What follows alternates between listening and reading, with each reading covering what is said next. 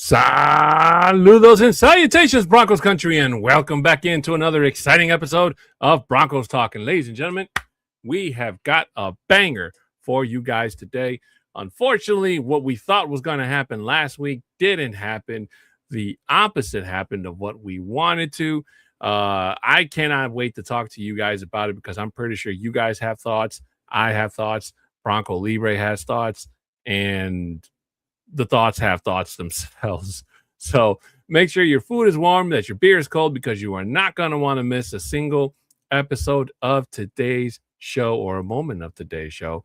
And let me just say that when you go to wash your car, okay, when you go to wash your car, the free vacuum, it's supposed to be complimentary to you washing your car, because now, thanks to some people that go and wash their car, or not wash their car, they don't wash their car, the opposite.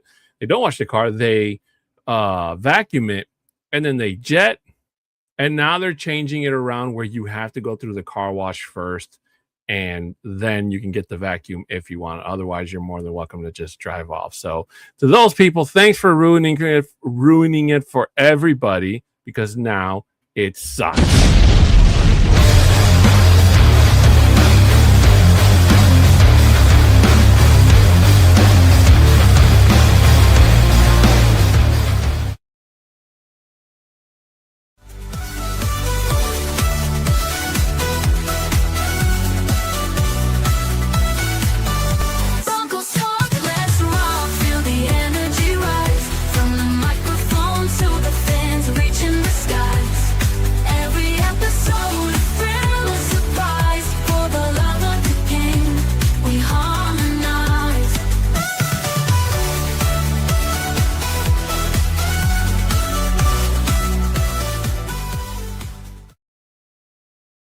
And welcome back in, ladies and gentlemen. My name is Adan Diaz, and normally joining me to my left or right is my co-host. He is not here yet, but he will be here eventually. Just, it's one of those things like when it rains, it pours type of thing in terms of technical issues, but we're having those worked out as we speak. So Bronco Libre will be here eventually, momentarily, and bam, speak his name and he shall appear.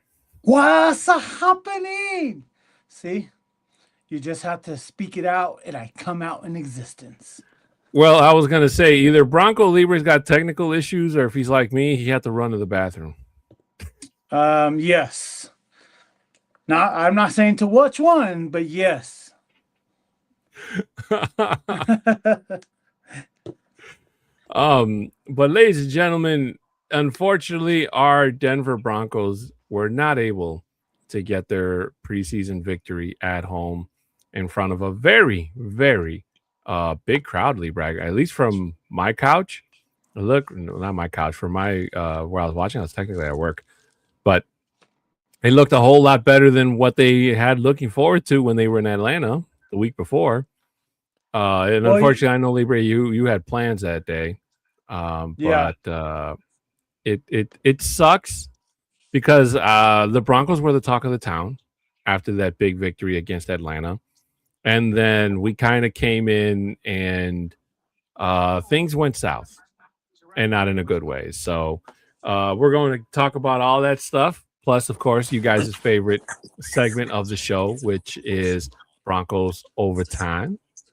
Talk Overtime will be here towards the end. But before we get started with everything that we do, as we do before the start of every single show, got to get a couple of things out of the way done first before we do that. First of all, we'd like to ask for your support here on the network. If you can subscribe, share, comment, and like on this and all the shows here on the Orange and Blue Network. Even if you guys are all caught up with everything that Broncos Talk has to offer in terms of content, we have got shows that are either being added to. Our family is growing, Libre.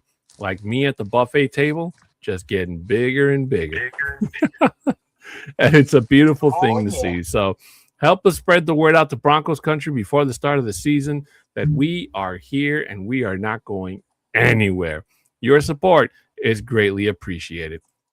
For any business inquiries, you can email at broncostalk2020@gmail.com. Audio listeners, regardless of what platform you're listening us to, your support is also appreciated. You can also screenshot your 5-star reviews and you can send it to our Twitter handles at the bottom if you'd like, and we will read them out live in the air as well as continue to give you our gratitude for doing so. My Twitter handle is at a 6'10" Mexican. Bronco Libre is at Bronco Libre 5280. Guys, we are sponsored by Dubby. Did you not know what Dubby is? If you didn't know, basically, it's got all the no sugar, no calories, no maltodextrin, no fillers, and no artificial colors. Formulated with nothing but amino acids, B vitamins, and nootropics, which is part of their patented neurofactor nootropic, and the caffeine, which is derived directly from the coffee fruit. And if you guys use the code OBN10, you'll get 10% off your order at checkout. Again, that code is OBN10 to get your 10% off your order at checkout. Shout out to Dubby for being a continued sponsor of this and all the shows here on the Orange and Blue Network.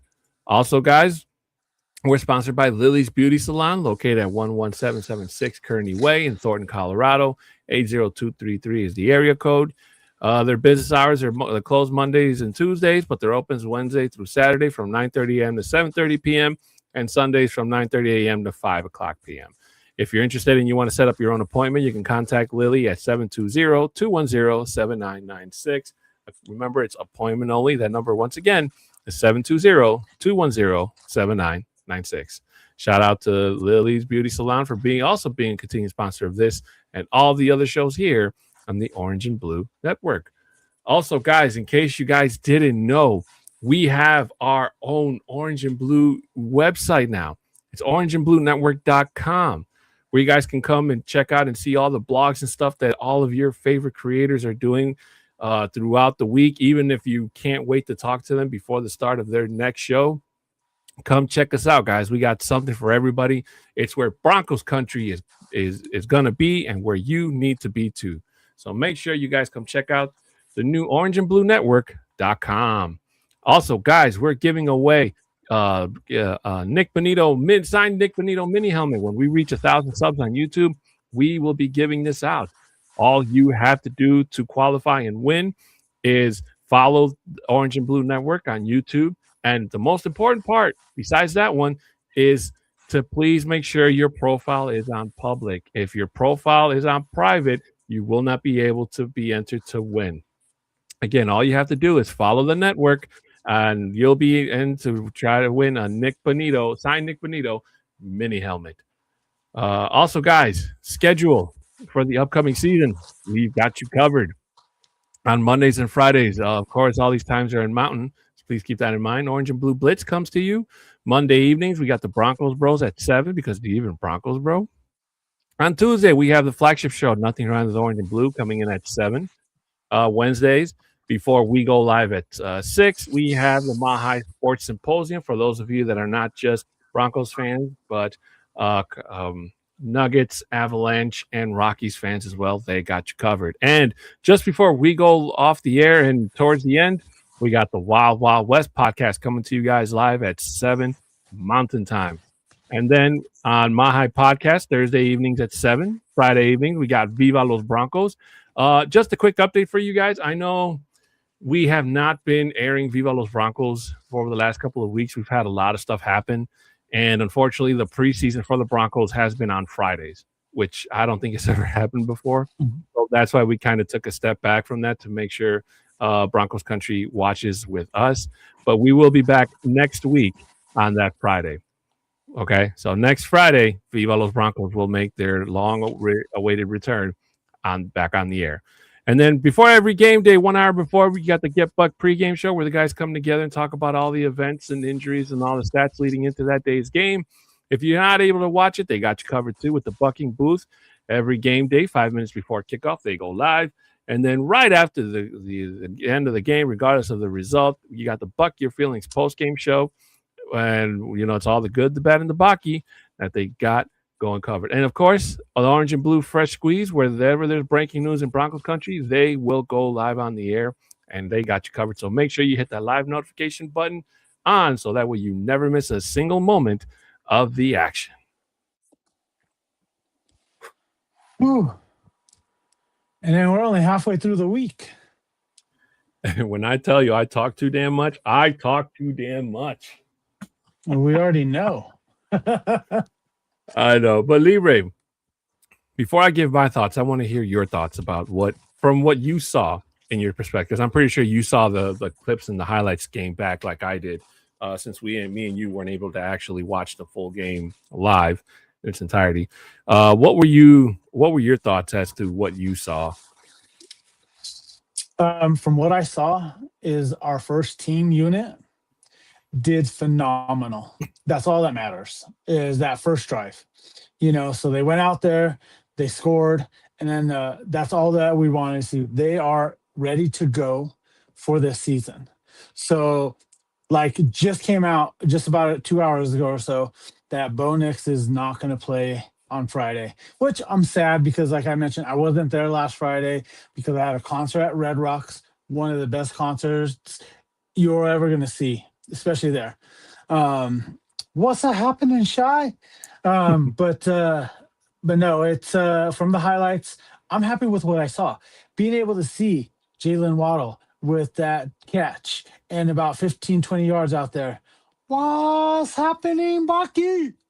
And congratulations to your what you won yesterday with the Abdominal Snowman, Bronco Man, whatever, like Nacho. So congrats on that. But you know what? I'm happy for what these guys were able just to put on film. Yes, the rest of the game was boring based off of that. The first quarter was good, and then everything else was boring. Again, I just watched highlights. I didn't watch the whole game. I could have watched it the very next day because they had it playing on the NFL Network. But I was like, you know Hmm. what? I saw what I needed to see. I'm like what the film is out there now is for the coaches that are inside of in this locker room right now, is the for them to evaluate these guys. If are they going to make that 53-man roster, or are they going to be end up getting cut? And if they do get cut, are they going to be worthy about the practice squad? So I'll leave that to them. I'm going to worry about what our starters look like. I'm going to see it a little bit differently, maybe tomorrow during the game. I mean, on Friday for the game itself. So I'm excited for just being able to watch some of these guys just put some film out there, to see who can we retain, who's actually out there making the plays, who's out there that's working hard to keep on the team, and that's what I really want to see this Friday. Well, for me, I will say the referees robbed Denver of a return possession. I don't care. I don't know what those refs saw on the field. I don't know what the hell New York saw back in New York. Whoever was running VAR or whatever they call it, that was a clear turnover. And the fact that it almost cost us Riley Moss, one of our cornerbacks, just made it even worse. And it gave Green Bay life. And that basically just let them go in and score the touchdown. It took the wind out of the sails of the defense. Now, granted, the Broncos' first team defense, after that call was overturned, they kind of took a step back. It looked like they weren't playing to their fullest, if I'm being honest, Libre. Like it wasn't the dominant fashion that we saw them play last year. So I hope it was only because maybe they weren't taking it a whole lot seriously. I'm hanging my hat on that because a drive like that, you cannot let a team get in like that, especially at home. But it is what it is. The opposite for the twos and the threes and the fours, that's a different story. What we saw out of actually, let me go back one step. Bo Nix and Jalen Waddle are going to be an issue for defenses. If you saw that beautiful catch that Waddle caught, oh my goodness. And the fact that he was able to spread the field and he ran for what almost should have been a touchdown. But yeah, I hope defenses underestimate these two, just like all these other analysts are since the acquisition of Jalen Waddle to Denver, because these guys are going to put on a show. Now, And just yeah, go going ahead. off of that, yeah, just going off of Mhm. that real quick, you're gonna see that Jalen Waddle might be double team early in the season. So don't expect a lot from him to start the season, at least the first 2-3 weeks itself. But look at our second and third wide receivers out there, possibly the fourth wide receiver. We're talking about Court. We're talking about Marvin Mims, Troy Franklin, and Pat Bryant.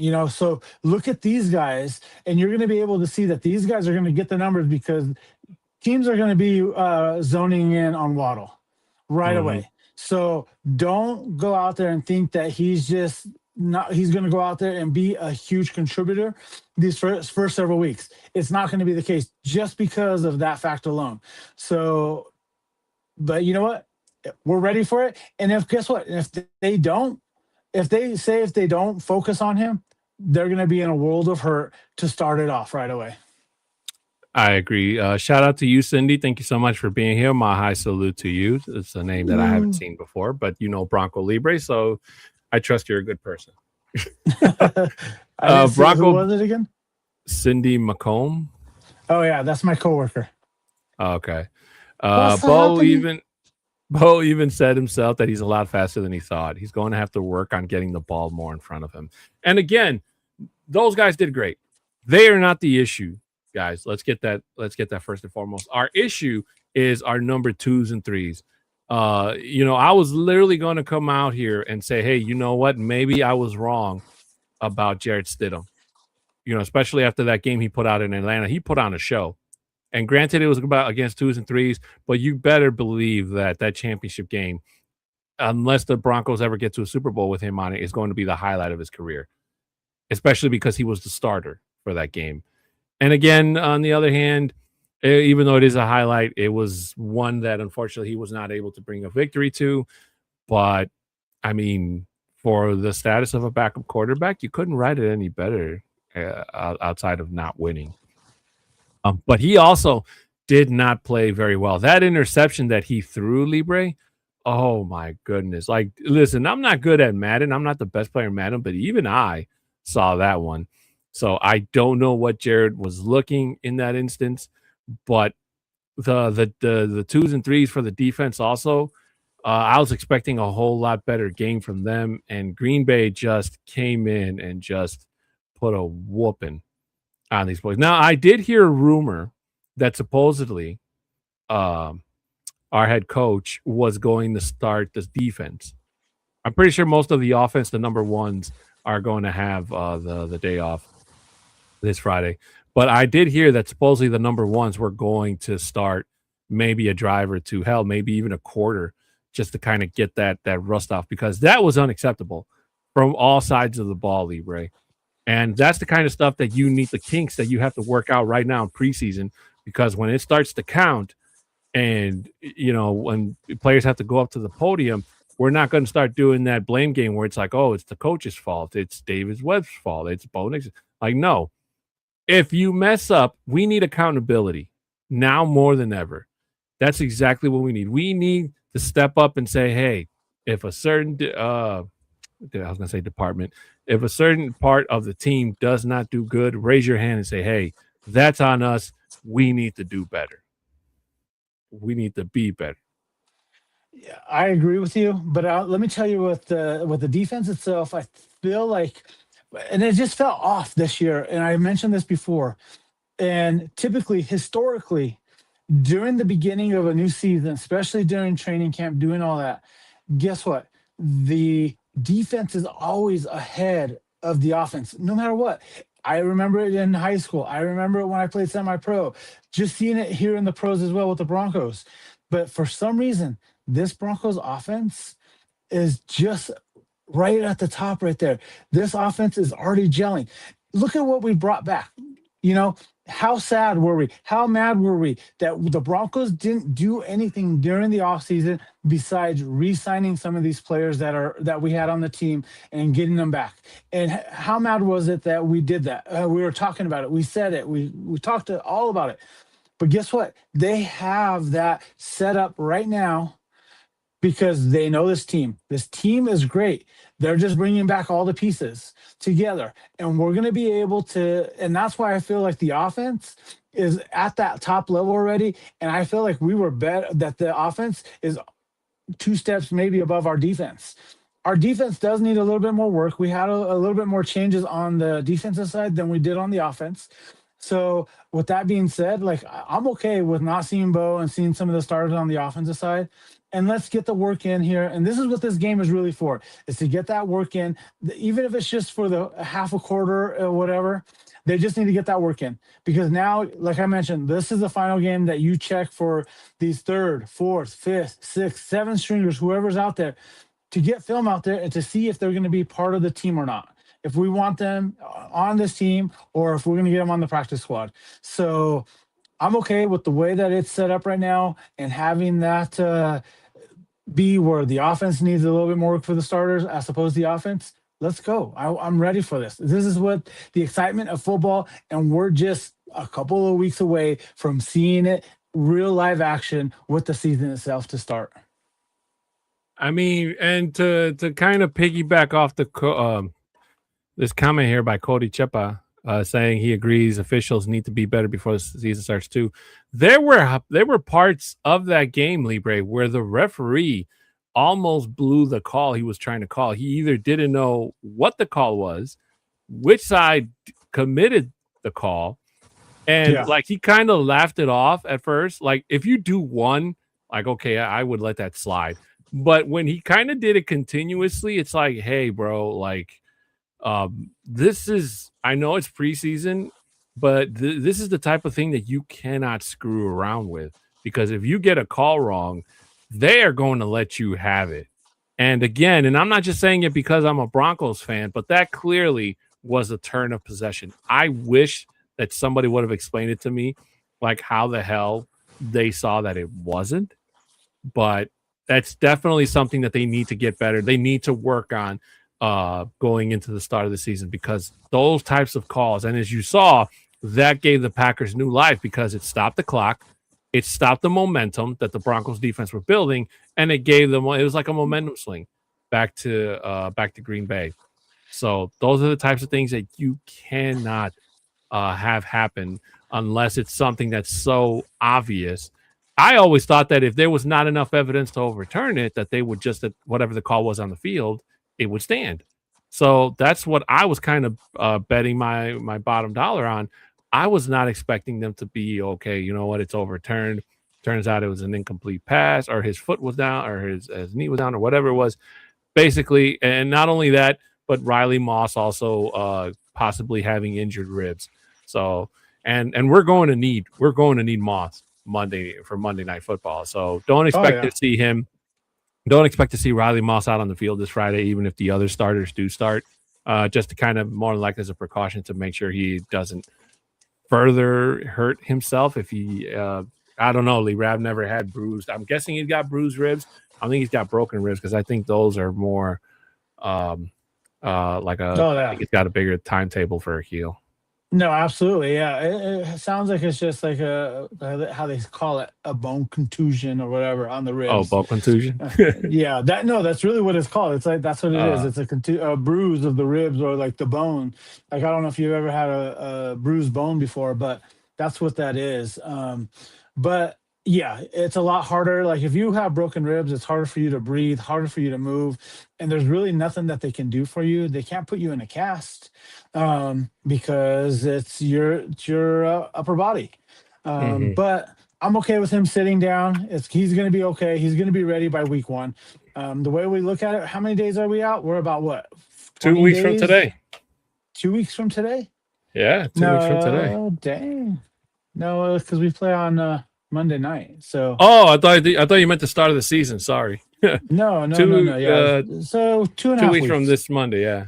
Yeah. So we're there. It's going to give him time to heal, get him ready to go for that Monday night versus KC. So I'm okay with Riley Moss sitting out. He's proven himself already as the player that he is. Yeah, I'm super excited for this. I can't wait. Like, I don't know if you can hear the excitement in my voice, but yes, I'm ready for it. Can't wait for the season to start already. This is one of the most anticipated seasons that we've had in over a decade, I feel like. Would you say, Libre, from what you saw so far, do you think that we can tell which plays were Davis Webb plays and which plays were Sean Payton plays? No, right? I say no because you have to remember that they're keeping a lot of these plays very vanilla, because they don't want to put out a lot of info, especially here in the preseason. And what Mm-hmm. they're really doing is they're evaluating these players. Like I mentioned, they're evaluating players to see what their capabilities of being able to do for this team for this upcoming season. If they can do it on the vanilla part of it, great. If not, they're going to get cut. You And know then what? going back to how you were talking about with the refs as well. You have to remember the refs had the last 7 months off as well. So it's just like this is like their practice as well, getting ready for the upcoming season. There's going to be certain things and that are going to go bad, and there are certain things that they have to work on. And this is what other better place to do it now when the games Mhm. don't count than when it does count for the season and when it actually affects you for actual rankings and all that within for division of tiebreaker stuff at the end of the season. Well, I would like to say or think that opening drive with Bo Nix, I would like to think that was Davis Webb, like a teaser. Oh, Just for the absolutely. just for the simple fact that the cameras kind of kept focusing on him, so it's kind of like, hey, if you guys don't pay attention, we're gonna run up the score, type of thing, and then that touchdown drive.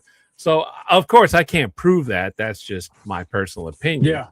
but it's one of those things that, again, if defenses do not take this offense seriously, either RJ Harvey's gonna run right past you, or Jonah Coleman's gonna knock you right on your bum, Hmm. or Jalen Waddle's going to fly right past you for a touchdown. Like, one of those things is going to happen. For me, I really do hope that the tight end game improves. I still wish that the Broncos would have picked up David Njoku when he was available during the offseason. But then again, I've kind of excited to see what he can do with Ingram and Jolie. So I think it's going to be a very interesting experience, Libre, especially for the running game. We get J.K. Dobbins back. So and today, I don't know if you guys follow football like me and Libre do, but the league announced that if you do any of those types of moves in any game, they're automatic 1-game suspension. So the hip drop tackle, which is the one that injured J.K. Dobbins in the first place, and a couple of other moves that if you commit them on the field and you get flagged for them, it's an automatic suspension, Libre. So, Well, if there's 3 infractions within the season itself, then it's going to be an automatically 1-game oh, suspension. that's right, So, that's right. Sorry, I stand yeah, corrected. yeah. Yeah, I was like, because I hear all this noise that's happening right now in my outside of my house. It sounded at first like it was a truck or something, but I just saw a notification that we have a thunderstorm warning happening right now. So, but yeah, I was like, if that's why she saw me look out, I was like, dang, what is that? If I I was happen to gonna lose say, power, if I lose power, whatever, you'll not understand why. I might still be here on TikTok because I'm using my cellular phone, but if we're here, just to let you know. Libre, no raining outside my house, but I'm in Chicago. All right. Couple 100 miles away, Exactly. But I mean, the fact it's going to be an exciting even though the Broncos lost, I'm tripping over my own words here. Even though the Broncos lost, and it sucks seeing them lose at home, Libre, it wasn't one of those where it was like heartbreaking, because there are still Yeah. people that are they're still feeling the effects of January in Broncos Yeah. country, and rightfully so. So it'll be interesting to see how the Broncos look going into this coming Friday. It's the last preseason game for the Broncos. They're playing the Vikings. Yes. So So, what's interesting about that, me and Tim Dog, we're gonna be going live on location at a Vikings Broncos bar actually, down in South Denver. So come and check us out tomorrow at 7 p.m. you know what I was thinking about today, Libre? If Johnny is the Mahai Viking, which side does he choose? The Broncos side or the Viking side?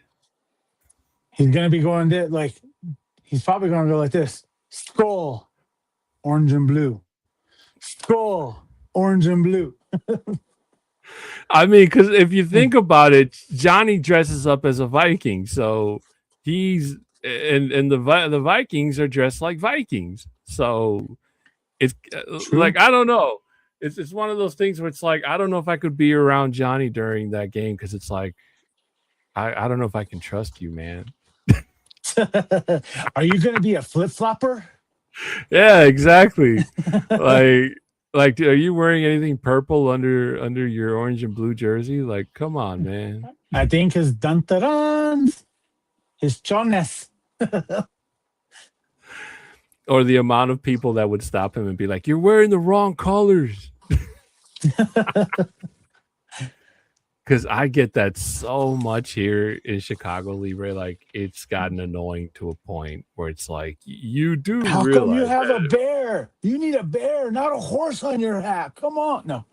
Yeah. Like, have you ever said that to somebody in Denver? They're wearing like a Bears jersey or something. You're like, you're wearing the wrong colors. This is Denver. Actually, no.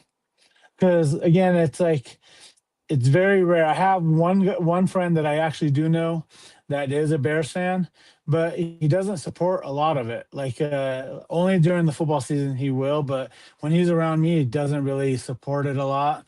So he's like a fair weather fan, I would say.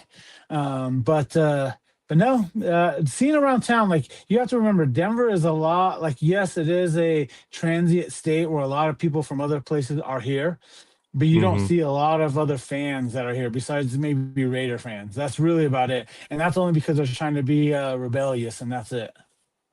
Yeah. And Vegas is only, what, 5 hours away from Denver. So it's a nice little 10. drive. 10 It's a 10 hours? hour. Well, a Oh, that's drive, yeah, California I'm thinking of. Sorry. Yeah, yeah, you're from right. LA, yeah. Yeah. My High Viking jumping in saying, that is a dumb question, Adon. Broncos all day. I am here to piss off Vikings fans. That's why I'm saying it. Skull, orange and blue. Skull, orange and Go blue. orange and blue. See, that's gonna be his new chat out there. His new chat. What's happening, Bronco Tiz? His new Hey, emoji. Yo, Bronco I want to give Tiz. a huge shout out to Bronco Tiz here today. Happy birthday, my bro. Hope you have a fantastic day. And I hope you got a nice steak dinner and having a big chocolate cake. Like how Chocolate Fluffy cake, chocolate cake. Yo, shout out to you, Tiz. Thank you so much for everything you've done for the network. If you guys didn't know, Bronco Tiz is the mastermind behind the Orange and Blue Network.com website. He's the one that helps us with any technical issues, whether it's login information. We're all still trying to learn how to do the whole blog thing, but it's a fantastic tool to have, you know, for us here in case we want to get something out on our mind. And you know, yes, we do have social medias per se, but going through the orangeandbluenetwork.com website kind of helps us connect with all of Broncos country. So again, if you guys haven't checked it out, go check it out there and go see what some of your favorite are we podcasters? Yeah. Go see what some of your favorite podcasters are saying over there on the blogs and have a good time. Tell them the guys from Broncos Talk sent you. Hey, plug us out. Exactly. And he says, how dare you confuse us with California? Right? Sorry, man. These freaking Midwest people, they think everything west of them is California. I think everything is close, like a hopscotch away, you know. Right? But going into this Friday, Libre, against the Vikings, I think that the Vikings are really going to have to put on a show because they are not very much being shown any type of respect in here in the NFC North. I mean, Bears fans hate Vikings fans, obviously, and so do Lions and Packers fans. But the amount of like chaos that's going on in Minnesota because they can't really decide between JJ McCarthy and Kyler Murray. Even though Kyler Murray has already been named the starter, I see no like. I don't see any. I know that the team had to make a decision because every team has to name a starter, but I don't feel their confidence in them about it. And I think that they're really pushing for JJ McCarthy to have like a fantastic, like out of tune game where they can say, hey, look, now we got a quote unquote quarterback controversy on our hands. So I think that them bringing him out there and expecting him to be great is what they're really hoping to hang their hats on. Because I'll be honest with you, I am not scared of Kyler Murray. There's a reason why he didn't work out with Arizona, and he had Marvin Harrison Jr. out there. So, even though he comes to Minnesota and he's got Justin Jefferson and Jordan Addison and Hawkinson, just a couple of players to name a few to throw to, even with those weapons, I don't see him as being the answer, let alone go to toe with Caleb, Jordan, and Jared Goff and Jahmyr Gibbs out there in the NFC North. So I think that the Vikings are really in for a rude awakening, even if it's our 2s and 3s. Our 2s and 3s definitely have to step up this game, Libre, because they cannot go out and put on another show like they did last week. But talking about going back to what Kyler Murray has, you have to remember he now has way better weapons than he ever did in Arizona. So he should be able to come in and have a better season anyway. Just throw the ball in the vicinity of these guys, because these guys have some great catching radius itself. He didn't have that in Arizona. So you could tell as to why it didn't work out. And that's just me, is just looking out there. And Jetta's way better than Harrison Jr., and Addison is better than Harrison Jr., even though he's not the number one, so that alone itself, I think he'll be better. I think it's just because now he has the experience, he's ran a team, and JJ hasn't. He's just won a national title, and he hasn't done anything since he's been in the league as of yet. So, and again, at the time of the draft, I was one of the people that was advocating for JJ to be here in Denver. And I'm glad that he went when he did, because they didn't give us the option to draft him. So I'm happy with where we're at now, obviously, but he's going to do better, I think, in there. But like how you said, he's still not great. He didn't work out in Arizona, but I think it's also coaching as well. I think he'll be much better here. And actually, I'm excited to see who's going to be playing on Friday. If I've seen Murray play already, it's just a matter of if JJ is going to be playing a little bit more. I just want to show something real quick because Mike Carmelini's here. I don't know if he's still here, but I just wanted to show this. I don't know if you guys can see it, but scroll in. Can I do that? You should be. I don't know how to do that. No, I can't scroll in. Okay.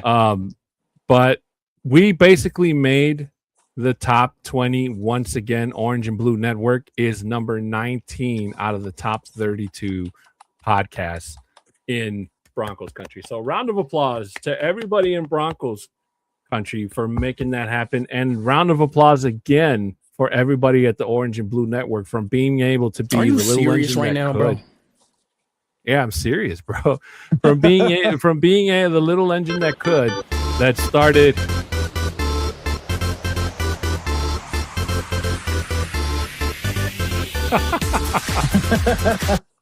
I can't dance, so I'm not even going to try it.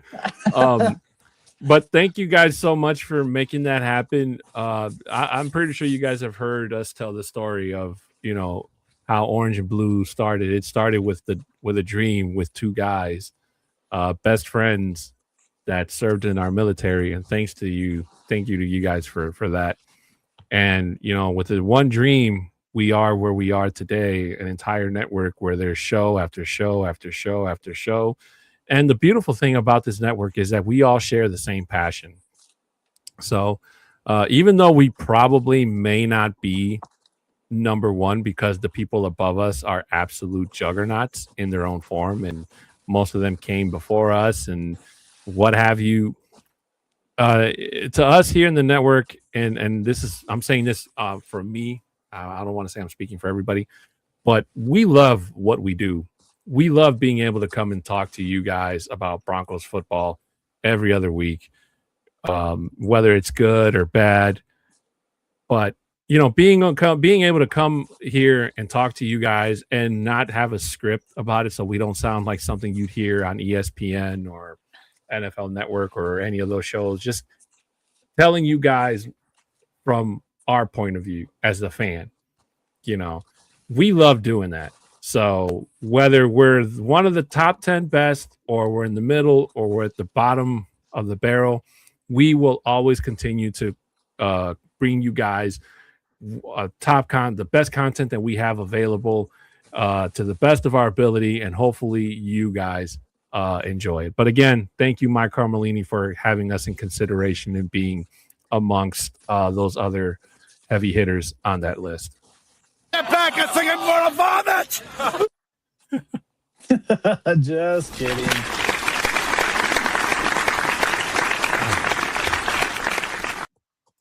I just wanted to say that piece. But yeah, it's a fantastic thing, Libre. And again, there's a lot of things that the Broncos have to clear up going into this game. But you're right. Kyler Murray does have more weapons in Minnesota, but he's got to be able to have time to throw it to them. When they had Sam Darnold was able to have a good hold of it. And with JJ McCarthy, I think I said this last week on the show. Do you think that the Vikings regret not taking Bo Nix when they had the pick before Denver, Libre? Yeah, look at what Bronco Tiz just said. Thankful we have Peyton Manning to bait Minnesota on taking JJ. Because that whole I don't know if you remember during the draft, right up until that pick, this is what we've heard and what was said, and it's just phenomenal. Like, it's that the game within the game, it's the mind games that you're playing with other GMs and all that, and that influence that because Peyton is a Super Bowl winning coach and so forth. And, when was the last time the Minnesota Vikings have won a Super Bowl? Oh, did I hurt anybody? Sorry about that, guys. But I'm just saying, you've been to 4 Super Bowls, and how many did you come out with? Cero miedo. Cero miedo. But I feel like they took it with a grain of salt. Like, they really said, oh my God, look at what they're doing. They got nervous and just panicked and took them. One thing I forgot to mention about the Packers game, Libre, is special teams. Special teams once again continues to be an Achilles heel on this team.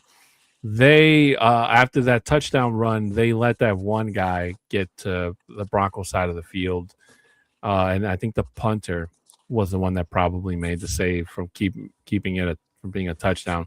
So I don't know what it is about the blocking that just continues to be like this issue, that no matter how good the offense and the defense on this team is, special teams just continues to be that head scratcher that nobody can seem to figure out. So I want to say I wish I could sit here and tell you it's the coaching, but I don't know if that's the right answer to give you guys. And if I said that to you, it would feel like a scapegoat answer. You know what I'm saying? Like, I don't hardly want to believe that, although it could be. But we've seen the Broncos change special team coaches during the season in years past, and outside of the last one, with respect to Marvin Mims, but the last time I remember when we had a guy back there that was like, hey, if you give this guy an inch, he's going to take a mile.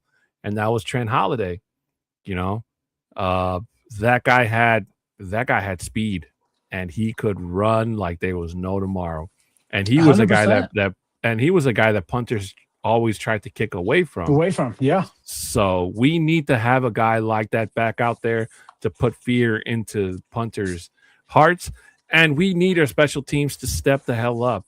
And, because things like that, especially with these unknown players, because I don't know if the Packers even know who that guy was, because I've never heard of him.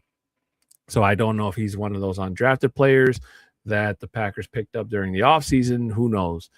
But it's an issue that the Broncos definitely have to address, and they have to work on it. And hey, if it comes down to them having to make another coaching change in order to change things, then we've already seen that this front office is not afraid to do that, Libre. They will let people go, whether you're coaching staff or a player. It doesn't matter. If you are not contributing to the winning culture that the Broncos are trying to build in Denver, then you will be shown the door. No excuse, no exception. No matter what your name is on the back of the jersey or in the front, it is going to be the same thing. What do you think, Libre? Sorry, I was talking with my TikTok people. Mm-hmm. So what's the quick topic of it? So I know. Oh, the special teams. Special teams. Okay, yeah. So when you think about it, we had Trendon Hall, how you were talking about earlier. He was great, fast, and that's what I thought we were going to have, and possibly with Butler, coming in, and us then just cutting him because he wasn't fit for the team. He didn't prove anything.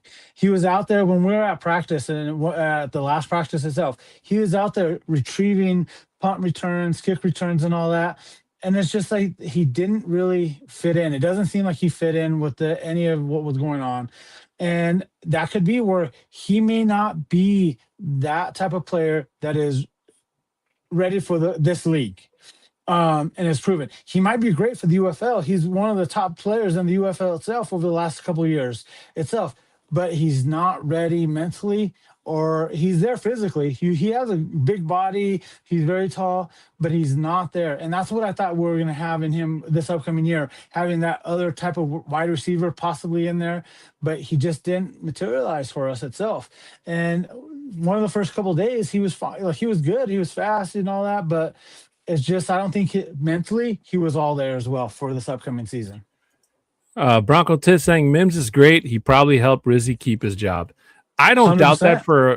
doubt that for a second, Tiz, and you're correct. Mims is great. But here's the thing. Between Marvin Mims is one of those players where he needs a little bit of space to get going. Whereas Holiday, as soon as he caught the ball, that guy was like a cheetah. He was gone. He reached his top speed pretty fast. And Marvin Mims, unfortunately, he hasn't always had the best in terms of blockers. He's always had to try to cut his way through and through. So, yes, there are highlights of Marvin Mims being great at special teams, and I'm glad that he was able to find a spot outside of the wide receiver room, because that also helps keep him on the team. And then we don't have to have conversations where, later on down the road in the future where it's like, hey, should the Broncos keep Marvin Mims? Like, why should they keep him? He's like, let's say, wide receiver 4 or 5 on the depth chart, that type of thing, even though we obviously know he's not. But wide receiver room is one of the most crowded rooms right now in Denver.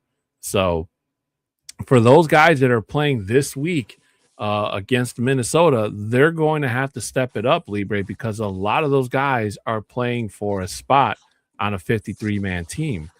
So, Unfortunately, if you guys have any favorite players that you've enjoyed watching suit up as a Bronco these last 2 weeks going on into 3, then I suggest you enjoy it this Friday, because they're more than likely going to be moved on from, and, they'll be shifting around the league. And it's just sometimes we forget that that's just how life is in the NFL, Libre. And it's hard to get accustomed after at the end of preseason. Well, you have to remember, like, when we're talking about these players trying to make teams, putting film out there, I don't know if you know the average NFL career it's only like 3.5 years. That average, like, if you put them all together, all the players in the league, the average is about 3.5 years in the league, and that's it. That's what you can expect to be playing in the NFL.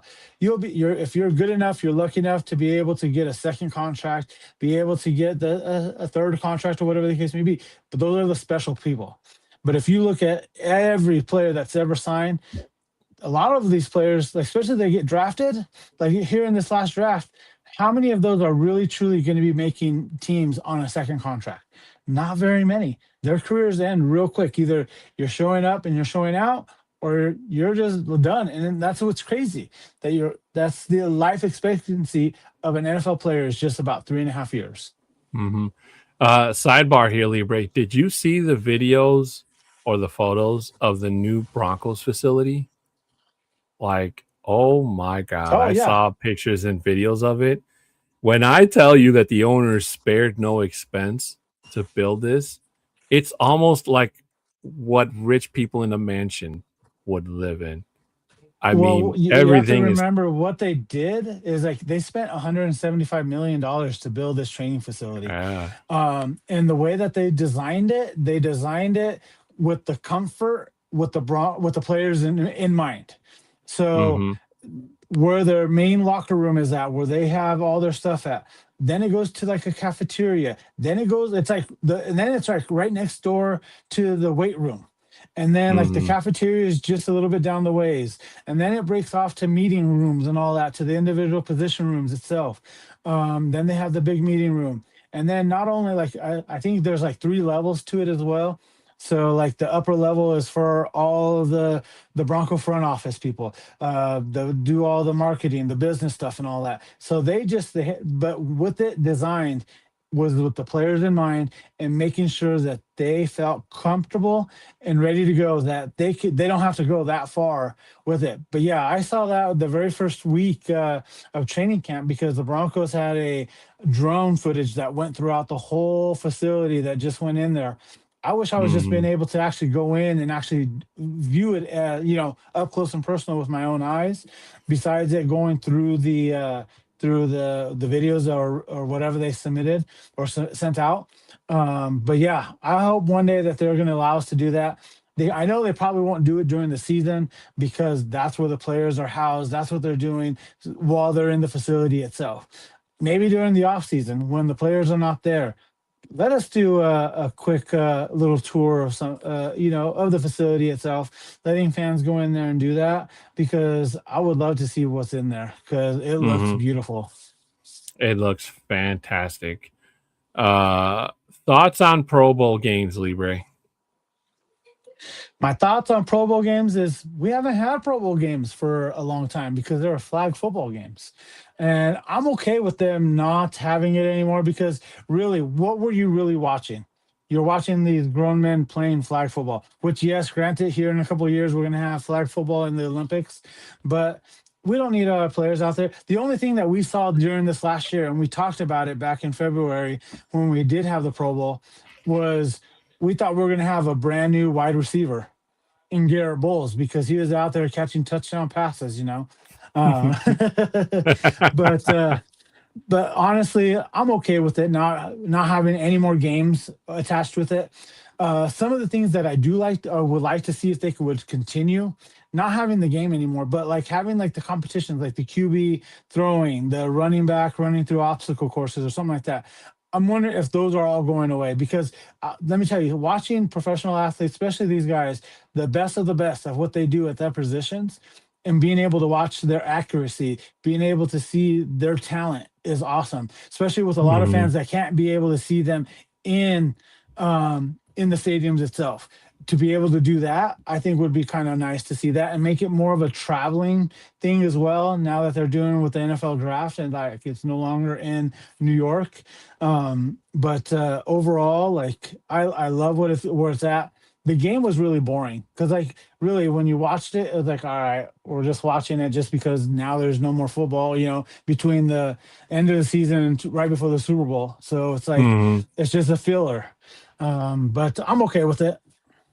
Yeah, I agree. Adios. Shai Vargas saying, what is going on with the Broncos' new stadium? Well, if you guys remember, and Shai, I don't think you were here for this episode when Libre talked about it. But the guys over in that live in Denver were really upset that the new stadium initially did not have plans for fans to tailgate in. And even and not just because we're Broncos fans, but fans in general all over the country, hell, over the world, because the NFL is starting to go international. So, like, the best part about going to the game is the tailgate. So the fact that the Broncos were going to shell out all this money for a new stadium and not have anywhere where Broncos fans could tailgate was unheard of. And Bronco Libre, as a matter of fact, if you follow him, he was actually interviewed and he was on TV, if I'm not Wait, mistaken. what? I was Yeah. on TV? No. Okay, Yeah. maybe I was just a little bit. No, Shy, absolutely. So what was it, 2 weeks ago or so that Denver Mhm. 7 reached out to me and wanted to ask me or interview me about the tailgating itself. Because I'm a huge tailgater. I'm there every week.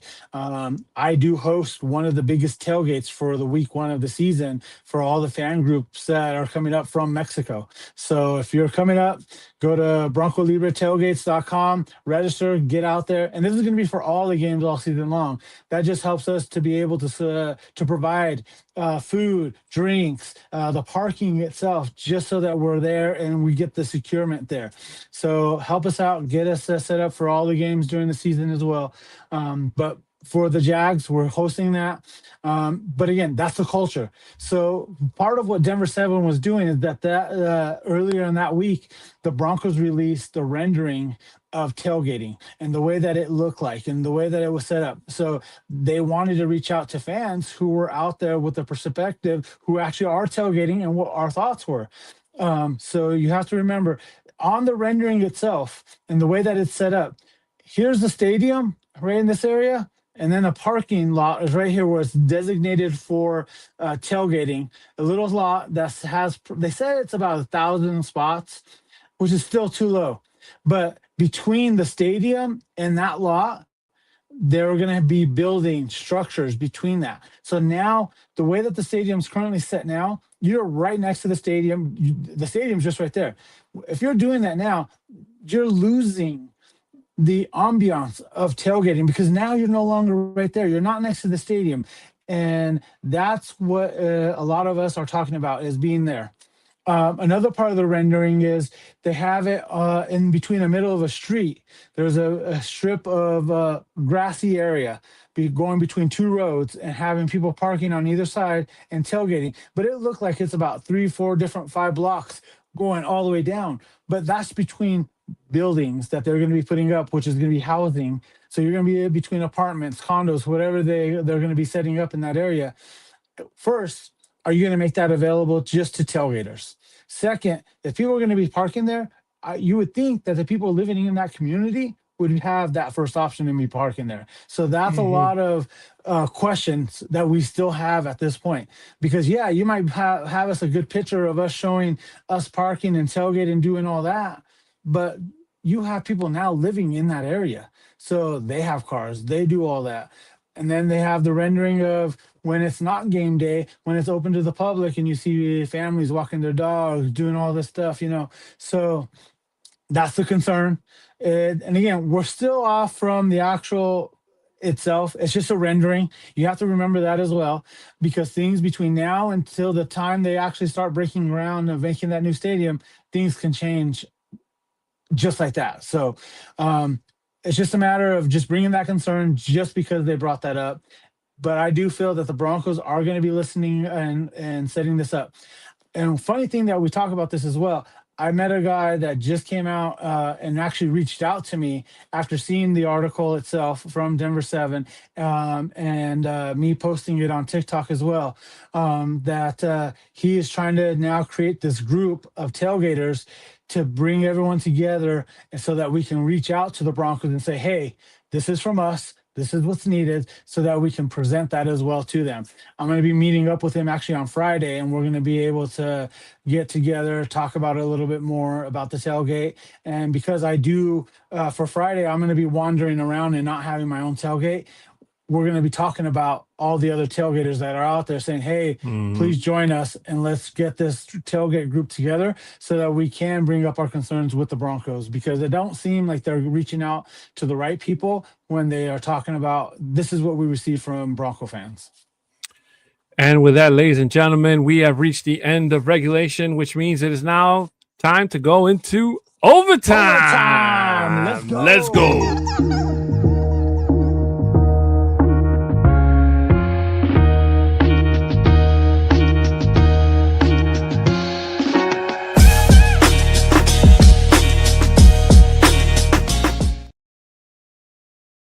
Welcome back, ladies and gentlemen. This is Broncos Talk Overtime. This is the part of the show where Libre and I let down our hair figuratively and talk about anything going on in our lives. It's not always Broncos or football related, but if there's a way we can bring it back, we definitely will. I have been chomping at the bit to talk about this, Libre. The Cleveland Browns naming Deshaun Watson as their starter. When I read that, Libre, I almost dropped my phone because I was laughing so hard. Like, I don't understand it, Libre. I don't get. Yes, okay, they're paying Deshaun Watson a lot of money. Yes, I get that, but he is not going to make the team any better. Like, what was the whole point of them going out and, riling up interest and going out and getting Shador? Granted, he hasn't had the best season ever, but he's trying, and I have more faith in Shador than I do in Deshaun Watson.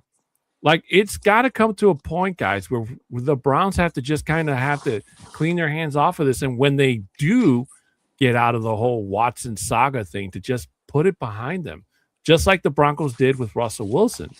Again, we keep telling you guys this was last year was the last year of the Russell Wilson contract.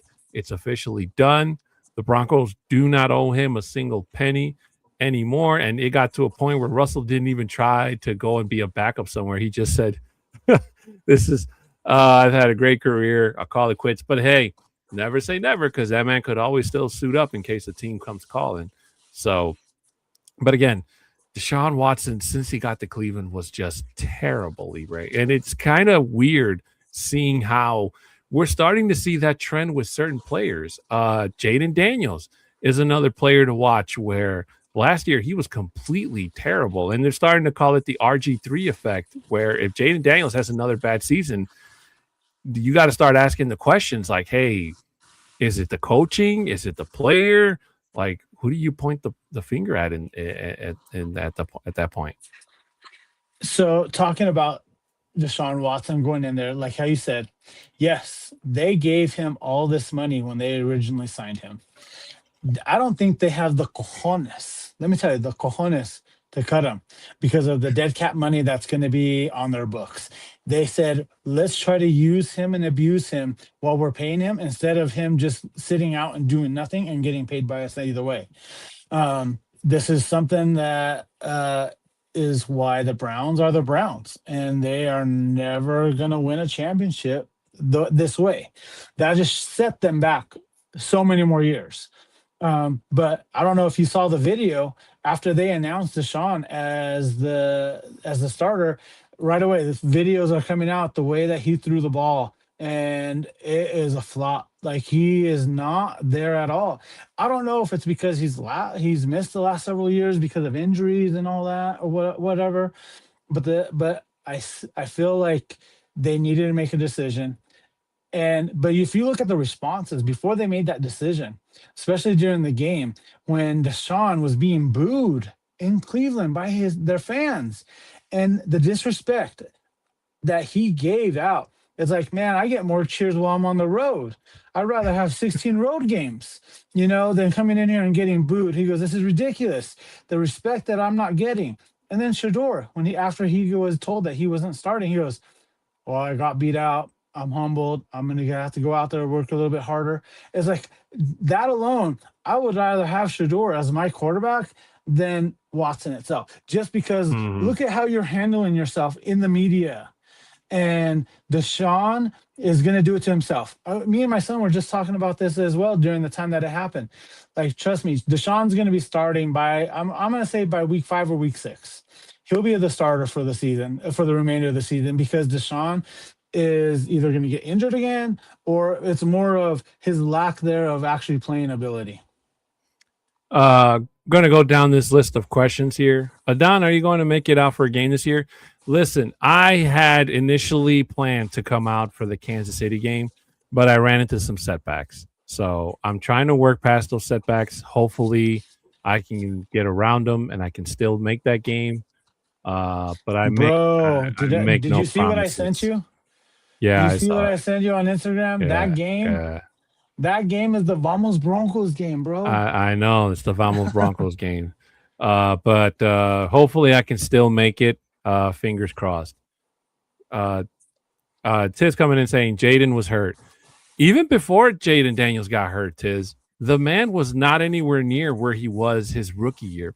His rookie year, look how far he got the Commanders. They beat the Detroit Lions, an NFC team that was probably one of the most feared teams in that playoff hunt, and they beat them like they were nothing. They sent them packing, and they made it all the way to the NFC Championship game. So Yeah. it's like, and then last year they looked like the same old Commanders before Jaden got there, and before Jaden got hurt. So I wish I could sit here and be like, yeah, it was because Jaden got hurt. It's like, but no, man, he was playing terrible before he got hurt. And, shout out to Mariota for going out there and trying to hold it down. He tried his best. And Watson doesn't want to play. I can actually believe that. I can believe that. He just wants to be paid. Yeah. Yeah. Watson is a complete dirtbag. The Brains just need to take that loss in the shorts and move on. I think that's probably one of the most hardest things to do in this league is as an NFL owner to say, hey, look, we were wrong. We're going to bite the bullet on this one. And they're just going to deal with the egg on their face and then clean it off and then move on. I think the Broncos did a fantastic job doing that because hypothetically speaking, Libre, in another universe, let's say that the Bolins never sold the Broncos and they were still the owners, and Pat Bolin's gone, and with the Bolins just kind of fighting amongst themselves to see who runs the team, and the former VP who you always expressed you didn't like was Joe still Ellis. running things. Yeah, Joe Ellis. Like, would we be in the situation we are now? Let me tell you. So the youngest daughter, her name is Beth Bolin. Mm-hmm. She wanted the team. At the time after his passing, they told her like you need to go and take all these business classes, all these different. She had to go back to college and classes to get a degree to do it. But again, it wasn't just only her making that type of decision. It was the other siblings as well that were out there saying, no, we don't want to be part of the team. We want to get, I don't know what all happened out there, but I'm assuming that they wanted to get paid. So even though they're one of the richest families out there as well, they said, nope, we don't want to do anything more with it. We're gone. That's part of why the estate and the trust that was set up to help sell the team. But Joe Ellis, I think, and I'll go back to it as well. I'm not, and it's hard to say, but it was part of Elway's fault as well.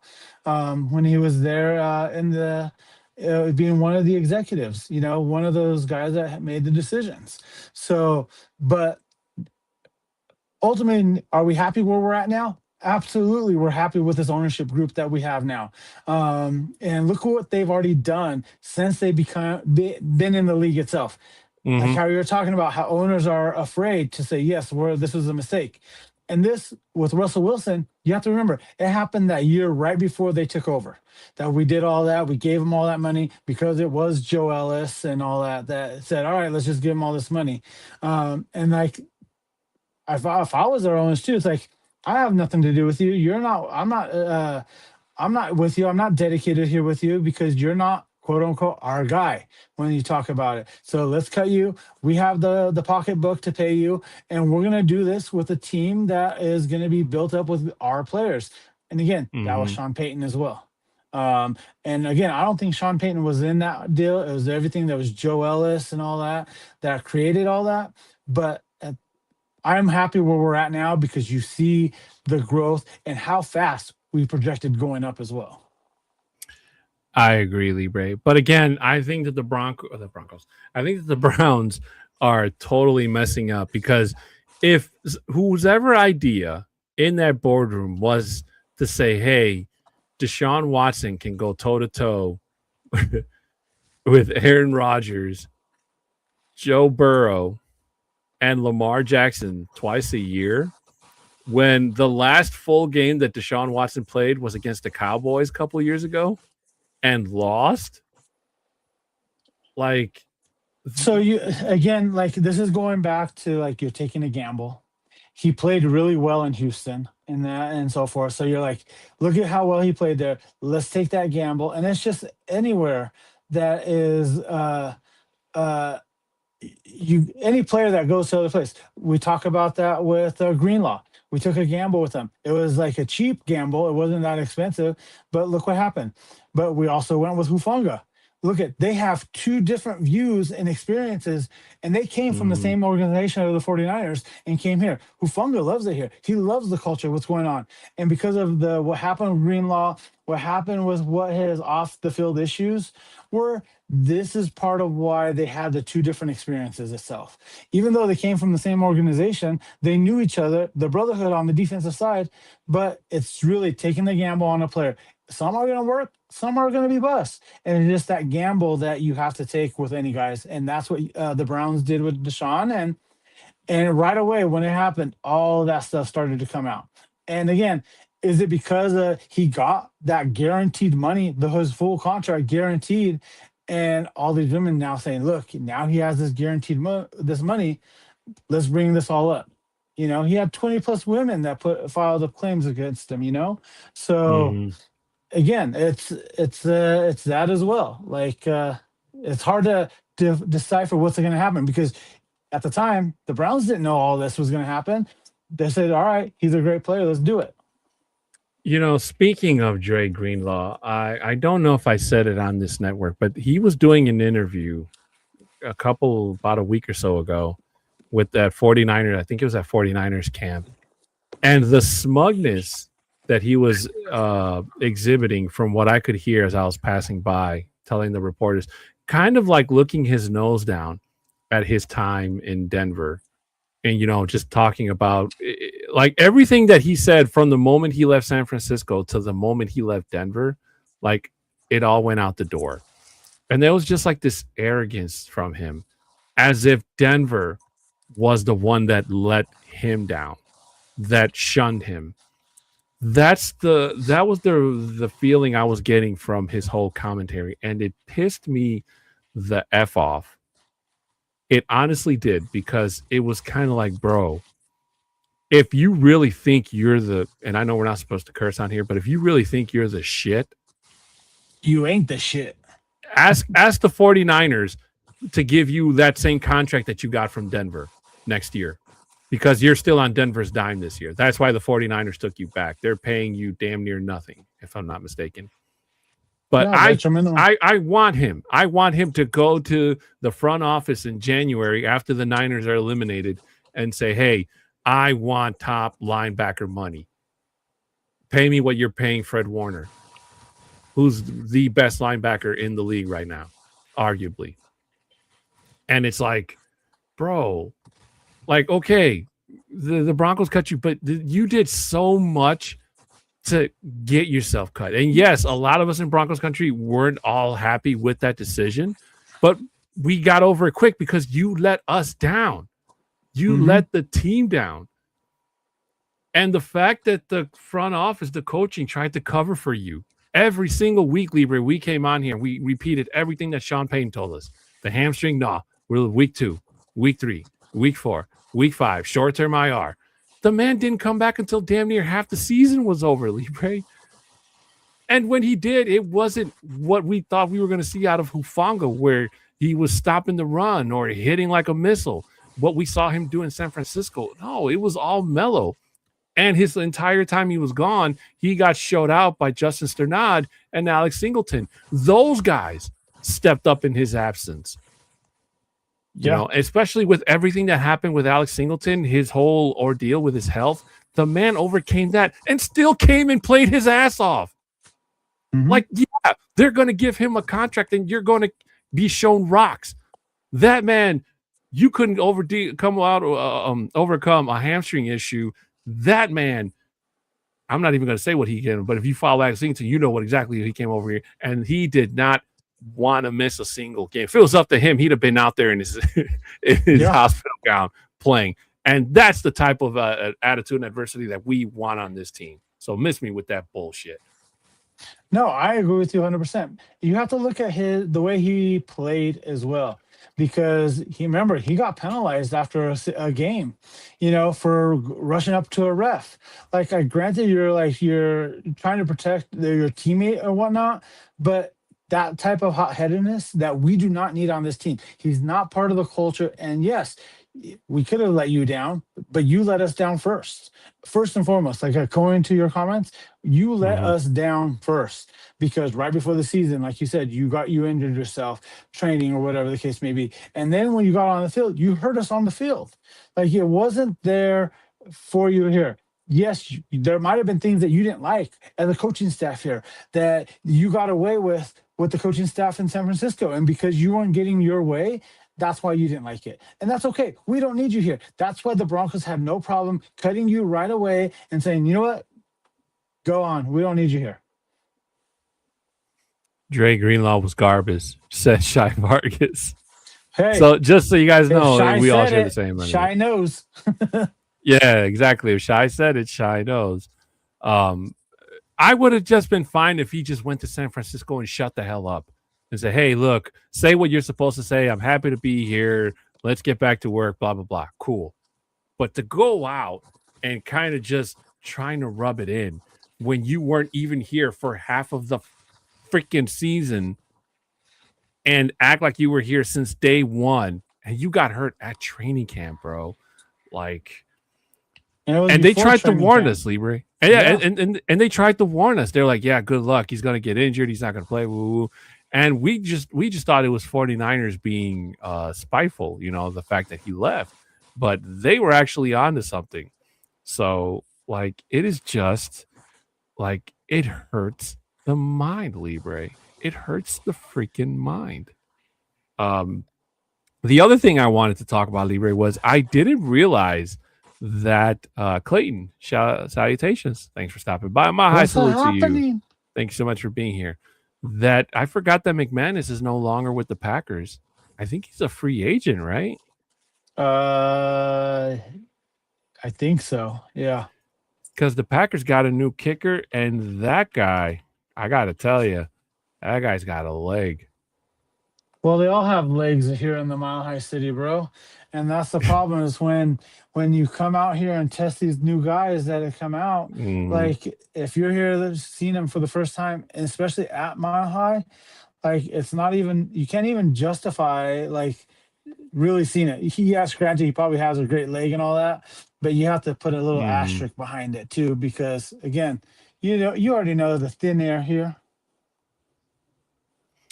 Yeah, they got Trey Smack, and McManus was cut in May. So Trey Smack is the new kicker for Green Bay.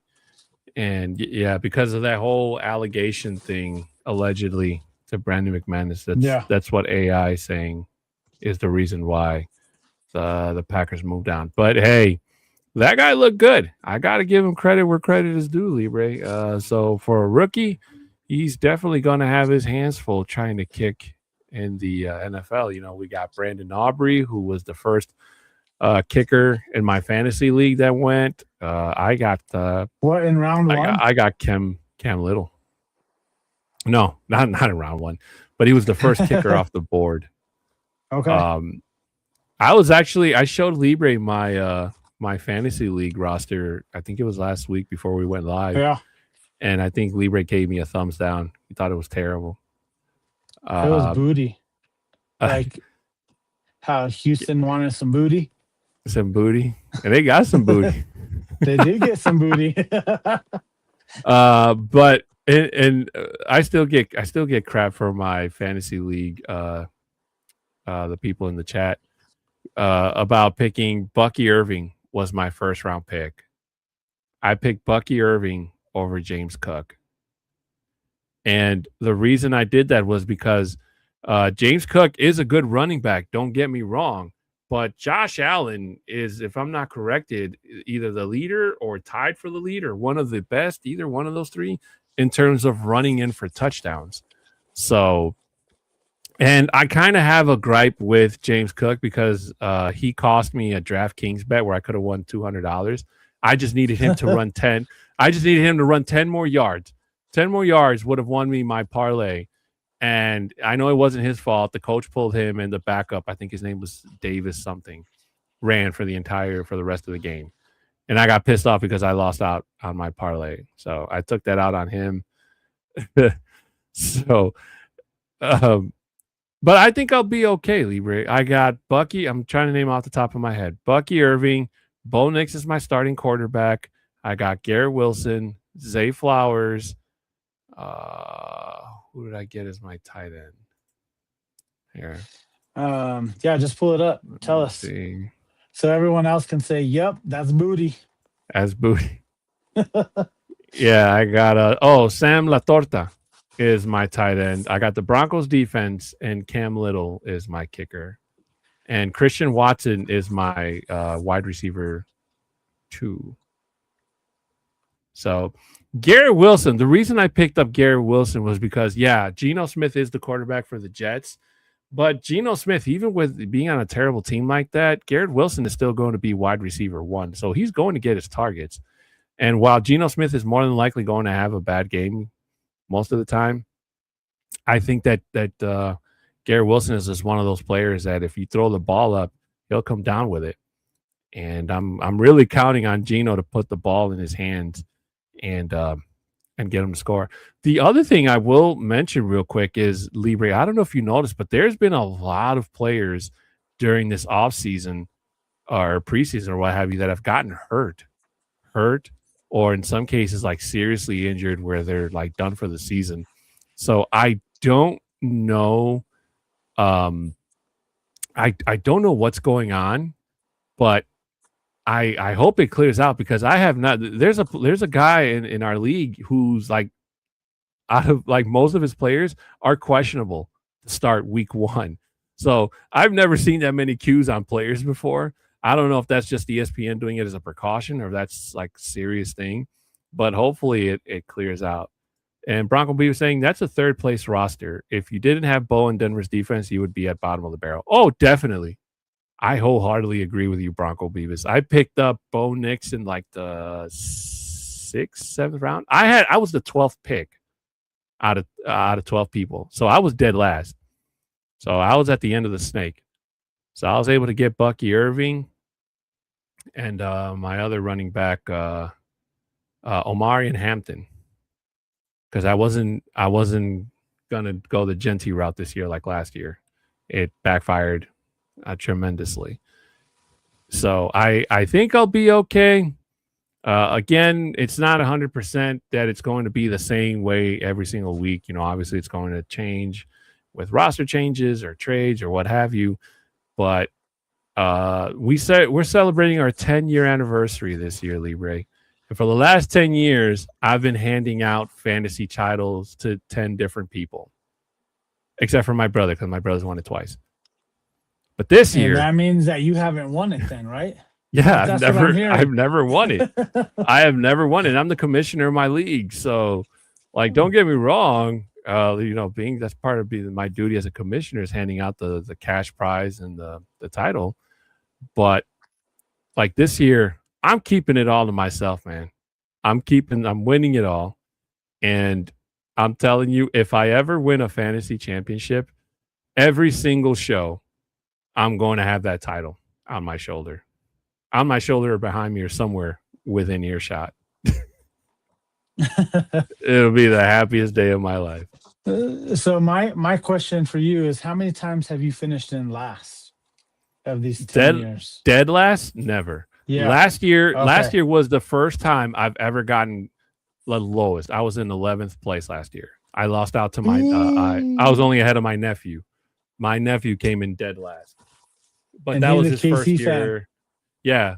But that was his first year playing, so I got lucky. And so more than half of his teams were KC players then, right? Is that what I'm hearing? No.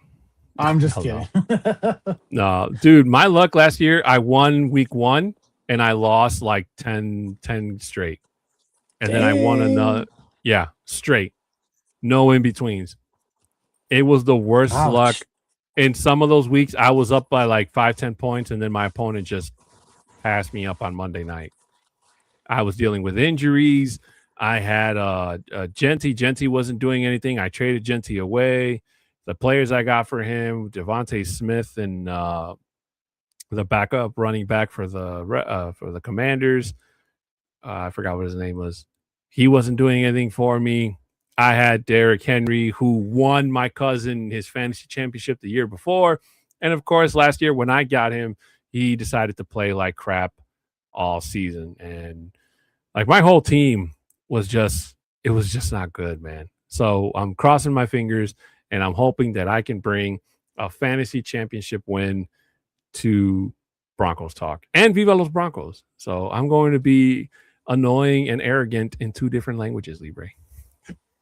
Well, that's funny that you say that, porque tenemos una fanático de mío aquí, Hector, aquí en TikTok, que él nomás habla en español y es de Chihuahua. So tenemos todos los fanáticos de todo el mundo aquí. Y Hector, muchísimas gracias que estar aquí y todo.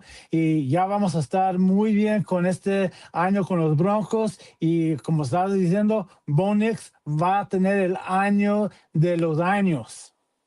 Cody Chepa saying, playing fantasy for the first time in your life, you're just going to be aggressive as hell. Hey, man, have fun. Just have fun. It does get competitive. I will admit that, especially me as a commissioner when I have to decide on trades because I am the vote that either pulls it through or not. So, hey, hope you have fun in the process, and I hope you win. Libre wants you to lose, though. I want everyone to lose because there's only one person that's going to win. Because you know what? All I do is win. Oh, no, I'm just kidding. No matter what. Well, ladies and gentlemen, that's going to do it for us here on Broncos Overtime. I know we went a little bit over, but hey, got to make sure my good friend Bronco Libre eats. We did start a little bit late today, so I do apologize for that. Thank you to everybody that was here in the chat today. Real quick, Clayton Heron, hope I said that right, Cody Chepa. Shai Vargas, Bronco Beavis, Bronco Butthead. I know the boss was in here earlier. Bronco Tiz, happy birthday again, my friend. I don't think I missed anybody. Oh, that's a bot. I'm sorry if I missed anyone in the chat, but there's so many of you guys here and not enough. And then I just want to talk to a lot of my people here on my TikTok. We have Hector from Mexico. We have Chris Glenn, who is a new follower of mine. Donnie McBride down in Texas. Thank you so much. I have my one of my followers from day one, Patrick. Thank you so much. Thank you for all the gifts that you gave me here on the show today. Who else? You Found. Thank you so much. You Found as well here on my TikTok. Yeah, but yeah. I know. I see 0 viewers on my end on TikTok, but I did see people stop by. It's usually the people that see me when I game. Cat's Corner, I know I saw you, Letty. And if anybody I missed, thank you so much for being stopping by. And for all of those of you that stopped by and left anyway, because you probably didn't know what the hell we were doing. But I appreciate you stopping by. The sentiment still means something to me. So before we head on out of here, guys, just real quick, going to ask you if you could show your support for us here on the network by subscribing, sharing, commenting, or liking this video or any of the previous videos that you saw. If there's something you heard me and Libre say that you agree or don't agree with, please feel free to hit that comment section and let us know what's on your mind, and we will respond accordingly. Your support is greatly appreciated. Audio listeners, regardless of what platform you're listening us to, please 5-star reviews are much appreciated. You can screenshot that review if you like and send it to our socials there at the bottom of the screen in case you can't see them. My Twitter handle is at 6'10" Mexican. Bronco Libre is at Bronco Libre 5280. For any business inquiries, you can email at broncostalk2020@gmail.com. Real quick, guys, shout out to Dubby for being continued sponsor of this and all the shows here on the Orange and Blue Network. If you use the code OBN10, you'll get your 10% off your order at checkout. Again, that code is OBN10 to get your 10% off your order at checkout. Also, guys, make sure to go check out Lilly's Beauty Salon, located at 11776 Kearney Way in Thornton, Colorado, area code 80233. Her business hours are Mondays and Tuesdays. She's closed. Wednesdays and Saturdays, 9:30 a.m. to 7:30 p.m. and Sundays from 9:30 a.m. to 5 p.m. It's appointment only, so if you want to book your appointment now, contact Lilly at 720-210-7996. Shout out to Lilly's Beauty Salon for being a continued sponsor of this and all the other shows here on the Orange and Blue Network as well. Also, guys, we are giving away a free signed Nick Bonito mini helmet. All you have to do is sign up and follow the Orange and Blue Network. And when the network reaches 1,000 subs on YouTube, they are going to pick out a random winner to win this awesome prize. And all you have to do besides follow is make sure that your YouTube page is made public. Again, that make sure your YouTube page is public and follow the Orange and Blue Network on YouTube to be entered in a random drawing to possibly win this awesome signed Nick Bonito mini helmet. And Libre and I are super jelly that we cannot participate. And then real quick, check out the new orangeandbluenetwork.com website where all of your favorite podcasters are hanging out and putting up blogs. And in case you missed any of the shows and you just want to catch up on anything Broncos, they have got you covered. So come check us out, say hi, and tell them the guys over at the Broncos Talk podcast /Viva Los Broncos, for those that speak Spanish, sent you. So... Hey, and before we do get off the line, I am going live with the Mile High Outcasts tomorrow on location at the Dam Grill. So see you guys tomorrow. If you're here in Denver, please go out there and visit us at the Dam Grill. It's right there off of I-225 in Tamarack. You can't miss it. Matthew there invited Tim and I to do a live show there. So we're going to do a live show there on location. And what better place to do that? Because it is actually a Viking bar where fans watch parties all season long for the Vikings. They go there to do that. So what a better place to actually do this live show tomorrow, the day before we play the Vikings. I'm still waiting for my invite, bro. I sent it to you. You just don't want to come. And then you're I needed to come from them. I needed to come from them, not from you, Bronco Libre. Wait, it's right here. Matthew already put it right there in the comments. What do you say? Come to the Damn Grill. Oh, yeah. Let me fly out real quick. When's the next flight out to Denver? He says, join us tomorrow at the Damn Grill. Let's go. He already said it. I'm going to have to bring a contract when I come to Denver and meet him and you in person. You can be the witness. All right, here's the contract. Look, it's already in writing. All right, guys. With that being said, we're going to head on out of here. He's Bronco Libre. I'm Adan Diaz. This has been Broncos Talk on the Orange and Blue Network. Guys, we're signing off, saying goodbye, good night, whenever it is you're watching. And as always, go Broncos! Go Broncos! Let's go. Let's go.